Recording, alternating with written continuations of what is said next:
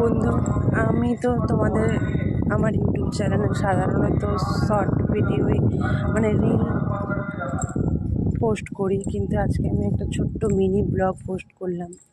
এখন আমি আছি, দেখো, উড়িষ্যার এইমস হসপিটালে। এখানে আমি এসেছি ডাক্তার দেখাতে। এখন প্রায় বাজে 12টারও বেশি, 12টা 10-15 হবে। কত মানুষ কত দূর দূরান্ত থেকে এসেছে, সবাই দেখো, যে যেখানে পারছে, যেমন অবস্থায় পারছে, সব শুয়ে আছে। আমিও গাছের নিচে এতক্ষণ বসেছিলাম। 8টার আগে থেকে গেটের বাইরে লাইন হয়েছিল, 10টার পরে গেটের ভিতরে ঢুকতে দিল। এখন গেটের সামনে আছি।